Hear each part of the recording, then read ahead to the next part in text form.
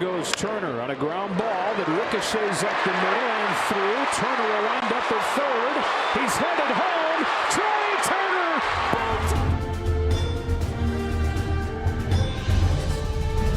Hey there, Coach Rizz here from Elite Youth Baseball, and today I want to talk about the importance of developing what I call the 3 H's of high IQ base running. Whether you are a young player looking to take your game to the next level or a coach looking for an edge for your team, I guarantee you that cultivating and developing the 3 H's of base running will help you and your team win more games. It's about more than just speed. It's about creating a teachable, comprehensive approach to base running that, when done right, leads to hyper-aggressive yet fundamentally sound decision-making. So let's break down the 3 H's of base running.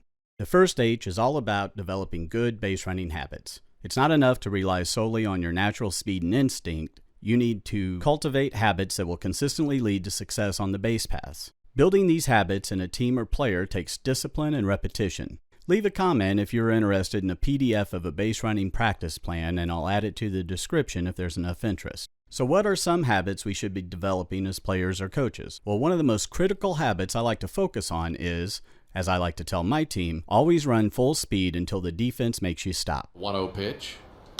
Michael with a hard bouncer. It's up the middle, a base hit.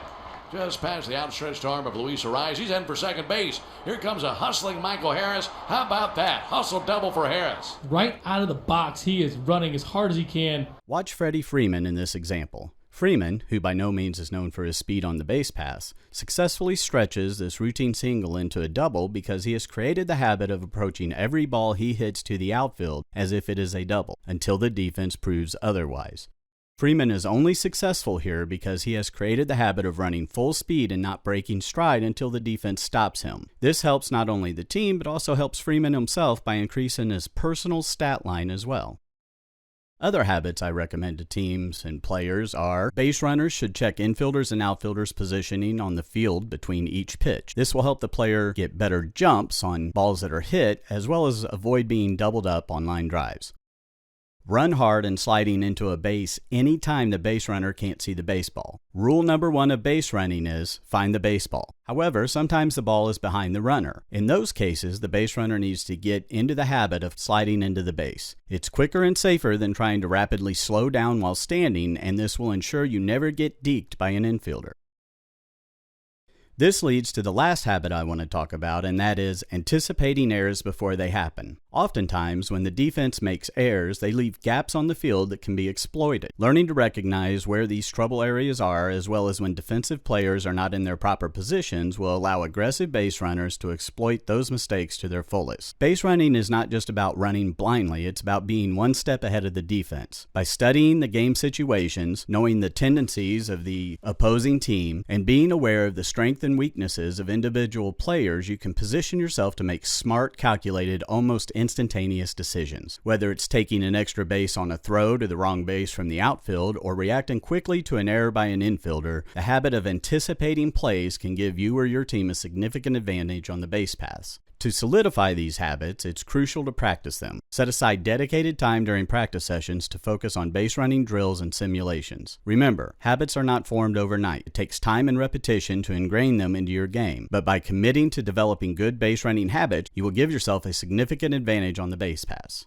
The second H is all about doing your homework. The first step of doing your homework means knowing if the game situation calls for aggressive, neutral, or cautious base running before you ever set foot on the base paths. Another crucial aspect of doing your base running homework is watching and learning to recognize the weaknesses of defensive players or teams, looking to identify any weaknesses you can exploit on the base paths. Take note of players who lack hustle, outfielders who consistently miss cutoffs or play with their head down, possess weak arms, or any other exploitable tendencies. Like in this example, where Acuna steals third after a walk because he had done his homework and knew the tendencies of the third baseman. These types of high IQ plays not only help the team, but they also help the individual player stand out and leave a positive impression to anyone watching the game, including scouts.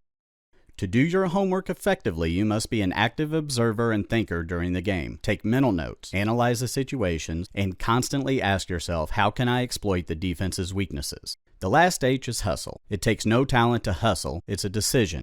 Hustling goes beyond mere speed. It's a mindset that elevates your game and pushes the rest of your team to also give 100% effort on every play. When you or your team consistently run hard and hustle on even the most routine plays, you put pressure on the defense. This constant application of pressure will increase the chances of them making a mistake, and by choosing to hustle, you will put yourself into positions to capitalize on those mistakes. But hustling isn't just about physical aspect of running, it's also about the mental approach to the game. Mentally hustling is about always being engaged, anticipating the next play, and never letting up. By hustling, you keep the pressure on the defense and force them to make split-second decisions. Other teams will often begin to play panicked baseball because they know that with your speed and aggressiveness, any slight hesitation on their part can result in you taking extra bases. Whether you're a young player looking to get noticed or a coach looking for an edge, embracing the 3 H's and incorporating them into your game will take your base running skills to the next level. Practice them consistently, both on and off the field. As you develop these skills and elevate your base running IQ, you'll undoubtedly win more games and stand out as a true difference maker on the base pass. If you enjoyed this video and found the tips and tricks helpful, do me a favor and click that like button. I also hope you'll consider hitting the subscribe button below to join our growing community. By subscribing, you'll never miss out on our future videos packed with valuable insights, training drills, and strategies to elevate your skills on the base pass. Thanks a million, and stay tuned for more exciting content from Elite Youth Baseball.